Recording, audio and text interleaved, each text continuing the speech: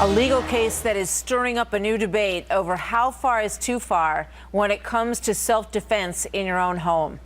What a case this is. Byron Smith shot and killed the two teenagers that you see on the right-hand side of your screen after they broke into his home.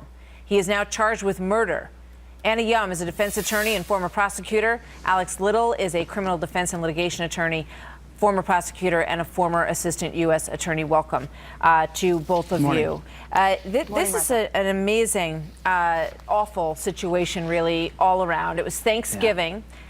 He says he went into his basement to read a paperback in his favorite chair. He heard rattling at the door upstairs. He'd been robbed before. He had ideas about who it might be. He thought a neighbor's daughter might be involved in this. The first person came down the stairs. He shot him. Then time lapsed in between several minutes. In fact, he pulled the body into the workroom so that it wouldn't bleed on the carpet in his basement. Then number two, robber comes down the stairs, also shoots her, and he says he gave her a final death blow because she was still twitching and he wanted to put her basically out of her misery. Anna, what do you make of this case? Yeah, Martha, this is a very tragic case, and it's a tough case for both sides. But I think the prosecution is really going to have to focus on whether Mr. Smith's actions were reasonable. Did he reasonably believe that he was in great danger of suffering some kind of great bodily injury or death, or to prevent the burglary in his home? And I think some of the things that the prosecution is going to have to rely upon are the multiple shots that he fired, the execution type of shot that he fired to the girl and the girl's face, the fact that he moved the bodies onto a tarp to prevent staining, and of course, the fact that he did not report this incident until a day later. I think the prosecution is going to try to prove that this is more along the lines of exacting revenge as opposed to a man in fear of his life. I mean, they're going to have to break this down, Alex, I would imagine. You know, did he have time after the first shot, when he took down that first robber, which I think in most cases he would be justified in doing, entering his home, coming down into the basement, did he have time then to call the police and stop the second person from coming down the stairs? Is an issue, right? It is an issue, and I don't think his defense is going to have a hard time with that point. His statement that he gave to police the next day was that he heard steps again. He thought they were ganging up on him. He thought there could be a whole group of folks that were coming after him. Remember, he's in the basement at this point of his own home. Somebody has come in. He now thinks there are more people who have come in. I mean, it is a tragic case, and I think it's particularly tragic when you think this is an older individual in his home by himself. It's been broken in before. The last time there was a break-in, somebody took one of his guns. I mean, he's clearly frightened, and that has to be the focus of his defense. If he can convince those 12 people that he was scared to death, then I think he's going to get a pass for some of the things that happened afterwards. I think some of the things are very troubling about the tarp and not calling police, but it's consistent with being in shock. It's consistent with the whole experience for him being incredibly traumatic.